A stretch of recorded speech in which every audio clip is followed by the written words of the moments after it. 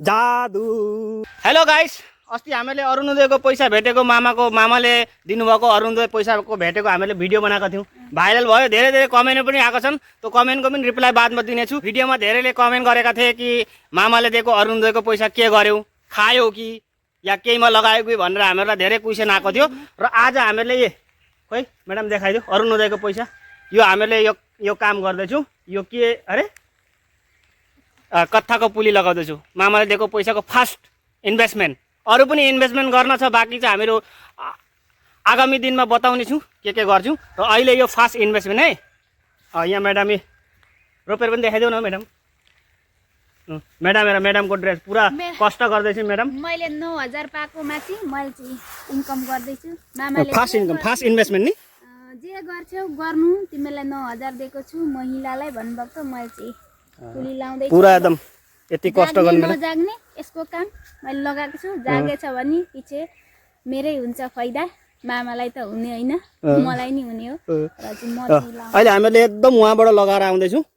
एकदम यहाँबाट लगाएर पुरा यति लगाइसक्यौँ। बादमा हामीले भिडियो बनाएको यसरी पानी परिआएर पनि हामीले कष्ट गरिरहेको छौँ। यसरी तपाईँलाई देखाइन्छ कसरी लगाउनु। दिएको पैसा के गर्नु नि, मैले केही त इन्भेस्टमेन्ट गर्नु पर्यो, खाएर उडाउनु भएन।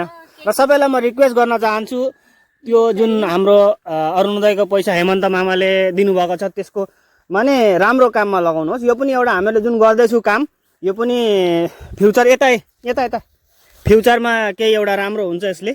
त्यसको लागि यहाँ पनि लगाउनु बाँकी छ।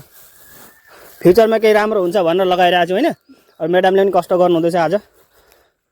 हो यो पानीमा पुरा एकदम जादु लागिरहेको छ। त्यो लगाइछ हामीहरू गर्दै गर्छौँ काम होइन। भिडियो सेयर गरिदिनु होला। र सबैलाई अनुरोध छ मेरो तर्फबाट, जुन अरुणोदयको पैसा भेटिएको छैन त्यो पैसालाई राम्रो काममा लगाउनु। अलिकति भए पनि लगाउनु, किनभने खानाका लागि दिएको होइन हेमन्त मामाले।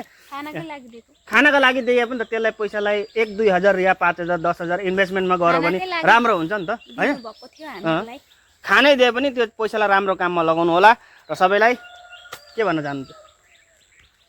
भिडियो एन्ड गर्छु। By by.